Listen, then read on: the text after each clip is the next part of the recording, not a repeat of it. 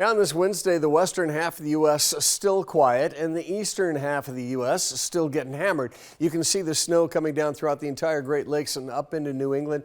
This area of the nation has been hit hard over the last several days, and it looks like it's going to continue for at least a couple more.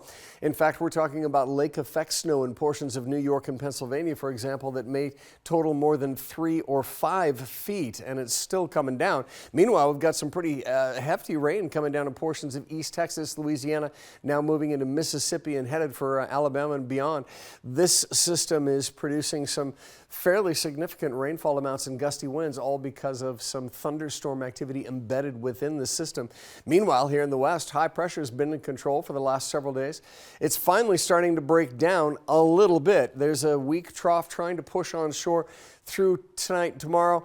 It won't have much of an impact on us, but it's the first of several waves that hopefully will break the ridge down completely, allow us to see a bit of a change, including cleaner air, warmer temperatures, and maybe a little bit of shower activity. For now, local satellite and radar is still clear, but when you look at the pinpoint forecast computer model, you can see the cloud cover beginning to push on shore as early as later tonight. But because the ridge is still pretty strong, this first wave just kind of breaks on shore. It shatters apart, doesn't do much for us. But then toward Friday, another wave comes in, brings us a little more cloud cover, a little warmer temperatures, and hopefully breaks the door down to the point where the third wave that comes in on Saturday will bring us a decent chance at a few raindrops, at least along the coastline.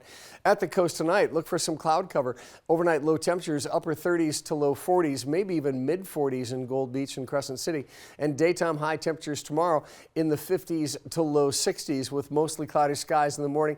Then a little clearing in the afternoon as the next wave takes its time getting here. In the western valleys, increasing clouds tonight with patchy freezing fog here and there. That ice crystal fog can be slick. Overnight lows upper 20s to mid 30s, and more fog and cloud cover in the morning before it burns off a bit, and we see some sunshine later in the day with daytime high temperatures ranging from the 40s to the 50s. East of the Cascades, also increasing clouds late tonight with overnight lows ranging from the mid-teens all the way up to the mid-20s, and daytime highs tomorrow under partly cloudy skies range from the upper 30s all the way up to near 50 degrees in Chemult, Crater Lake, Tule Lake, and Alturas. Meanwhile, the 7-day forecast shows a little bit of a chance for showers coming the Rogue Valley way by Saturday. We'll call it a 30% chance and a 10% chance on Sunday. But east of the Cascades, the threat for rain a little bit less, only 10%, and only on Saturday.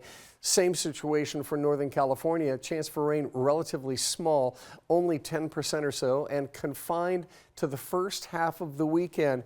But the change hopefully is enough to improve air quality and put an end to the fog. At the coast, the best chance for rain, in fact, 100% chance on Saturday and a 30% chance for continued showers on Sunday. And good news, toward the middle of next week, there's another round of potentially wet weather coming our way, but we'll talk about that in detail as it gets a little closer to the time frame. Meanwhile, that's it for now. We'll be back with more later tonight on NBC 5 News.